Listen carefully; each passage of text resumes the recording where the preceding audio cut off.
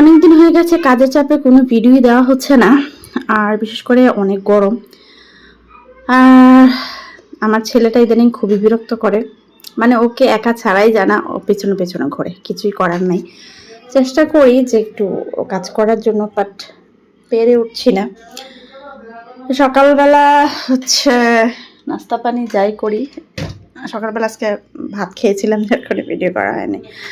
দুপুরে হচ্ছে সবজি দিয়ে মাছের তরতরা রান্না করব। আমাদের অঞ্চলে এটাকে মাছের তরতরাই বলে। সবজি দিয়ে ছোট মাছ দিয়ে এরকম ঝোল ঝোল করে রান্না করলে এটাকে মাছের তরতরা বলে আর কি। সাথে 3টা শিং মাছের মাথা দিয়েছিলাম, শিং মাছ রান্না করেছিলাম, ওটা ভিডিও করা হয় নাই। আর এখানে হচ্ছে আম, এগুলো বাড়ির আম পাঠানো হয়েছিল, আমগুলো কেটে দিচ্ছিলাম ছেলেকে। গ্রীষ্মকাল শুরু হয়ে গেছে, আম পাকাও শুরু হয়ে গেছে। তবে গাছের আম আমি বুঝি না আসলে, কম বেশি সবার বাড়িতে মানে এরকম, মানে যে গাছের বাড়িতে আমাদের গাছের আম, একটা গাছের আম ভালো, বাকি সব গাছের আম পানসে।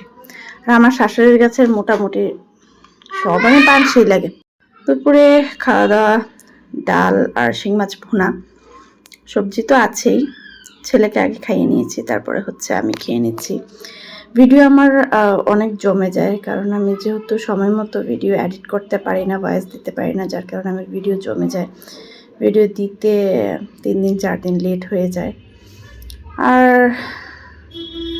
চেষ্টা করি দেওয়ার, ঘরে তো অনেক কাজ থাকে, আর ছোট বাচ্চা থাকলে সমস্যা হচ্ছে ভয়েস দেওয়া যায় না। আর যেহেতু আমার বাসা একদম রাস্তার ধারে, রাস্তার মোড়ে বাসা, যার কারণে প্রচুর নয়েজ থাকে সবসময়, বাসা মানে ভয়েসও দেওয়া যায় না, কিছু করার নেই। সন্ধ্যেবেলা ছেলের জন্য একটু নাস্তা তৈরি করব, সেজন্য আমি নানের মতো করে ডো করে নিয়েছিলাম। সে পিৎজা খেতে চেয়েছিল, বাট পিৎজা খায়, বাট পিৎজার উপরে চিজ দিলে সে খায় না, সেজন্য চিজ ছাড়াই পিৎজা তৈরি করব। আর আমার ছেলে অনেক দিন হয়ে গেছে চিজ খায় না, পিৎজা খায় না, কারণ তার এগুলো খেলে কেন জানি গ্যাসের প্রবলেম হয়ে যায়, যার কারণে আমি সহজে দিতেও চাই না। সস, পিৎজা সস বানিয়ে নিয়েছে বাসায়, জাস্ট ছোটো ছোটো রুটি বেলে নিয়ে এটার মধ্যে স্প্রেড করে দিয়ে, তারপরে হচ্ছে শসা না টমেটো পেঁয়াজ, তারপরে কিছু সসেস দিয়ে নিব। আর এটা চিজ দিলে আর একটা অনেকটা মজা হইতো, বাট সে তো চিজ খায় না।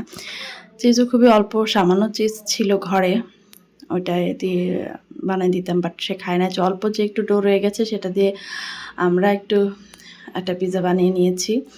আর এই যে চিজটুকু ছিল, এটা দিয়ে একটা পিৎজাই হয়েছে। তো হুটহাটের মধ্যে পিৎজাটা বেশ ভালোই হয়েছে খেতে। ছেলের জন্য নাস্তা বানালে প্রায় সময় আমরাও খেয়ে নেই নাস্তা।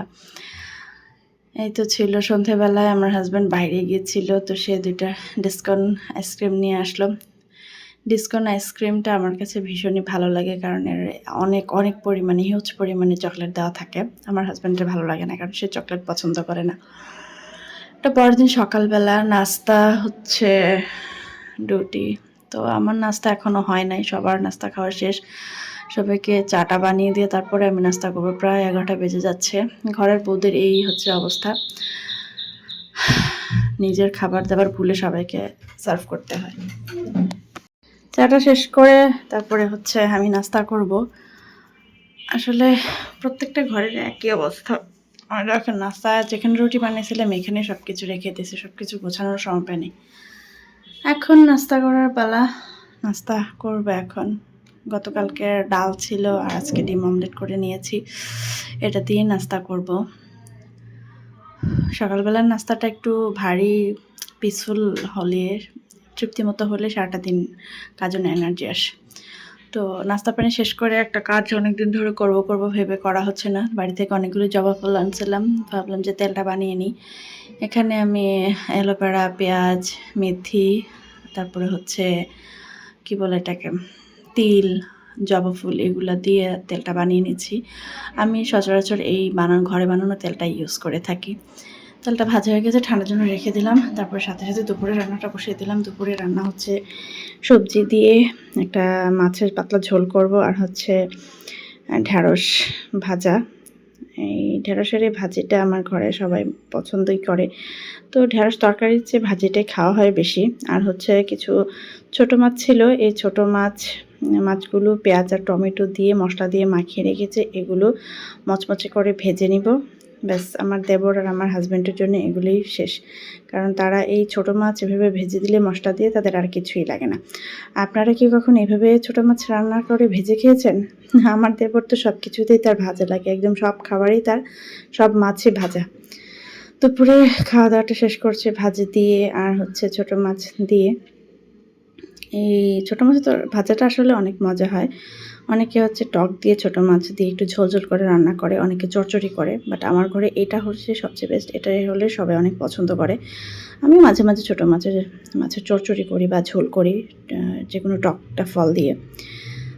দুপুরবেলা হচ্ছে সবজিটা আর মাছ দিয়ে রান্না করেছিলাম। পটল আর কাঁকরোল আমার খুবই পছন্দের। এটা ভাজা বা মাছ দিয়ে রান্না করলে আমার কাছে বেশ ভালোই লাগে। তেলটা ঠান্ডা হয়ে গেছে, তেলটাকে ছেঁকে রেখে দিলাম। এই যে দেখেন, তেলটা পরে নিব এ করে। তো ছেলের জন্য কিছু নাস্তা তৈরি করব, সেজন্য হোয়াইট সস বানিয়ে নিচ্ছি। একটু টক দই, এটা খাওয়ার জন্য অনেকদিন ধরে ইচ্ছে ছিল টক দই খাওয়ার জন্য। টক দইটা একটু চিনি অথবা মধু দিয়ে ফেটে খেতে কিন্তু বেশ ভালো লাগে। তো আমার ছেলের জন্য নাস্তা তৈরি করার জন্য কিছু সসেজ ভেজে নিয়েছিলাম, আর গতকালকের একটা সকালের রুটি ছিল, ডিম দিয়ে রুটিটা একটু ভেজে নিয়েছি। তারপর ওকে একটা রোল করে দিলেও সুন্দর করে অনায়াসে খেয়ে নেবে। এই তো রুটিটা ভাজা হয়ে গেছে। তা আমি বাসায় প্রায়ই এরকম করে সকালের নাস্তায়ও কিন্তু এরকম করে রোল বানাই। তো এই হোয়াইট সসটা আসলে এতটা মজা হবে আমি ভাবিনি, কারণ হোয়াইট সস আমি সচরাচর বাসায় বানাই না। আজকে আমার টমেটো সস শেষ হয়ে গেছিলো, তাই হোয়াইট সস বানিয়ে নিয়েছি। বাট আমার কাছে মনে হলো যে হোয়াইট সস টমেটো সসের চেয়ে বেস্ট। তো তেলটা রেডি করে নিচ্ছি। তেলটা প্রথমে বোতলের মধ্যে নিয়ে তারপরে 2 চামচ দিয়ে দিচ্ছি তিলের তেল, তারপর তিলের তেল না, কালো জিরা তেল, তারপরে 4টা দিয়ে দিয়েছি ভিটামিন ই ক্যাপ দিয়ে তেলটা রেডি করে নিয়েছি। তো লেট নাইটে আমার হাজব্যান্ডের জন্য একটা কফি বানিয়ে দিচ্ছি। আমার হাজব্যান্ডে আবার রাতের বেলা কফিটা খেতে বেশ পছন্দ করে। আজ এ পর্যন্তই, দেখাবো অন্যদিন। আল্লাহ হাফেজ।